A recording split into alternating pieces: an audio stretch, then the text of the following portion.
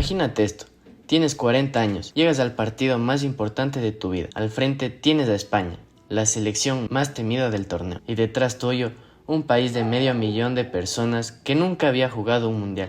Nadie te conoce, nadie espera nada de ti, y entonces dejas España en cero.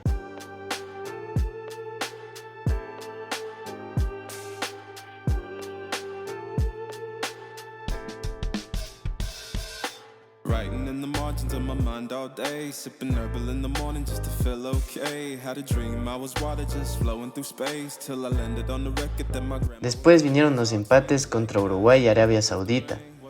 Cabo Verde clasificó a los 16avos de final, el país más pequeño de la historia en lograrlo en un mundial.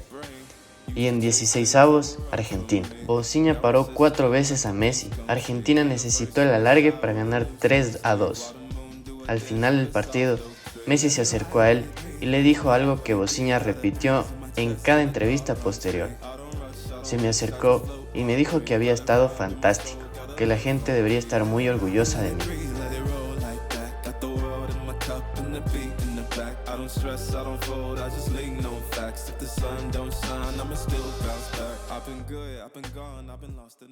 Hace apenas unas semanas, muy pocas personas conocían su nombre. No jugaba en uno de los grandes clubes de Europa, no aparecía en campañas publicitarias, no era una estrella mundial. Y sin embargo, hoy millones de personas hablan de él. Su nombre es Bosinha. Tiene 40 años, es el arquero de Cabo Verde y consiguió algo que parecía imposible. En el mundial no solo detuvo los ataques de algunas mejores selecciones del planeta, también detuvo una idea que llevamos años creyendo. La idea de que el éxito siempre llega temprano, porque mientras la mayoría de futbolistas sueña con jugar un mundial a los 20 o 30 años, él tuvo que esperar hasta los 40 para vivir el momento más importante de su carrera. En ese momento, de recolector de basura al escenario más grande del fútbol mundial, Yosimar Díaz, conocido como Bosinha, se convirtió en una de las historias más increíbles de la historia del deporte. Y lo que más me impresiona de su historia no son las atajadas, es lo que tuvo que vivir para llegar ahí. Y eso es lo que te voy a contar hoy. Bosinha nació el 3 de junio de 1986 en Mindelo, en la isla de São Vicente, Cabo Verde. Para quienes no la conocen, Cabo Verde es un archipiélago en el Océano Atlántico, frente a la costa de África Occidental. Poco más de 500.000 de habitantes, un país pequeño, sin infraestructura deportiva, sin academias de fútbol de alto nivel, sin nada de lo que los grandes futbolistas del mundo dan por sentado. Antes de ser futbolista, Bosinha trabajó como recolector de basura. El hombre, que en julio de 2026 fue elegido en el 11 ideal del mundial, recogía basura para sobrevivir, porque el fútbol todavía no le daba para comer. No firmó su primer contrato profesional hasta los 26 años. Eso significa que estuvo más de una década jugando, entrenando, soñando, sin cobrar por ello. ¿Cuántas veces uno abandona algo porque los resultados no llegan rápido? ¿Cuántas veces decimos, si en un año no pasa nada, lo dejo? Bosinha esperó más de una década y siguió. Su debut profesional fue en Angola, con el Progreso Sambizanga. De ahí pasó por Moldavia. Jugó en ligas pequeñas, presupuestos pequeños, lejos de casa. Siempre lejos de casa. Pero nunca dejó de ir a la selección. Nunca dejó de creer que Cabo Verde podía clasificar. Cabo Verde ya había intentado clasificar al mundial antes.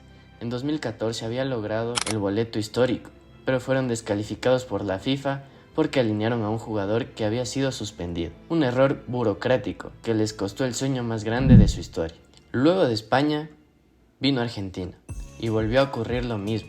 Mientras millones de personas esperaban otra victoria cómoda para los favoritos, Cabo Verde volvió a competir sin miedo. Bosinha volvió a ser el protagonista. Volvió a desafiar a jugadores que sobre el papel eran muy superiores. Y aunque Argentina terminó clasificando, aquel partido dejó una sensación muy clara. Había nacido una de las grandes historias del fútbol. Pero aquí aparece la pregunta que más me interesa. ¿Qué hace que una persona siga creyendo durante tantos años sin recibir prácticamente reconocimiento? Porque cualquiera puede entrenar cuando todo sale bien. Lo difícil es hacerlo cuando el progreso parece invisible. Y eso tiene una explicación psicológica. Las personas que consiguen resultados extraordinarios rara vez están motivadas únicamente por el reconocimiento. Su identidad no depende de los aplausos, depende del proceso. Entrenan porque esa ya es la persona en la que decidieron convertirse, no porque alguien los esté observando. Y quizá por eso, cuando finalmente llegó su oportunidad, Bociña no parecía un hombre viviendo un milagro.